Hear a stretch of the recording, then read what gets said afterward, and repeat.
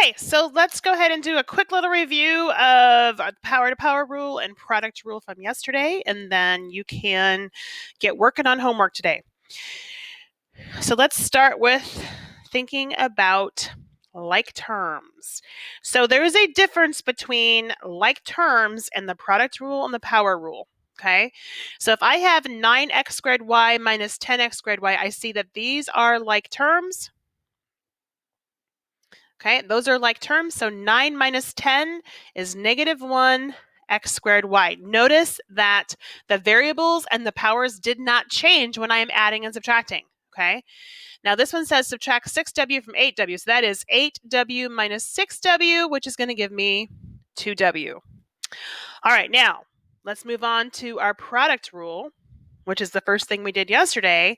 And we learned that if we were multiplying monomials, that means I'm adding a plus b. So a plus b, my formula is x times x to the a times x to the b is x to the a plus b. And here, the number of h's I would have, 2 plus 6 would give me 8. And when we had ones with coefficients, I learned I multiply the numbers and add the powers. Multiply numbers, add powers. So negative 2 times 7 is negative 14.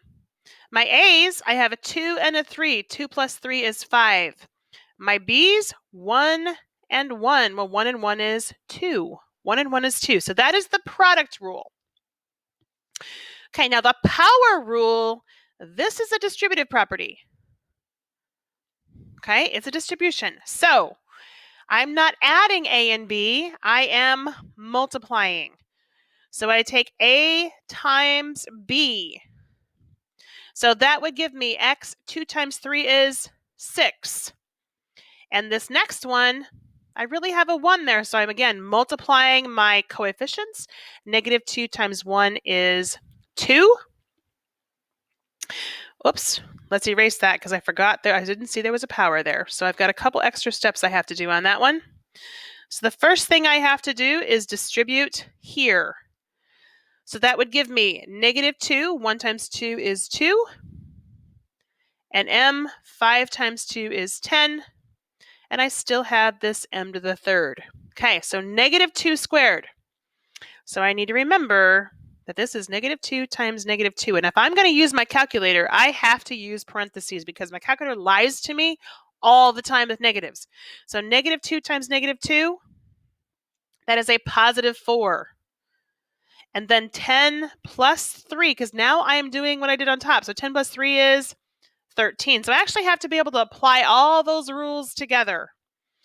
Okay, now the other new one we have today is the 0 exponent. So anytime I have something to the 0 power, that is actually a 1, okay? The number 1, not a power of 1, it's a number 1, okay? So this 7 times x to the 0 is actually 7 times 1, which is 7.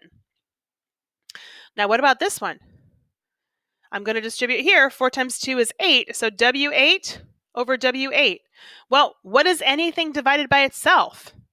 Like if I gave you 4 divided by 4, what's 4 divided by 4? Yeah, it's 1. Okay, it's 1. So anytime I see a 0 power, I need to remember that that is actually the value of 1. All right, we're ready to work. So go ahead and work on your homework today. Reach out to us if you are struggling.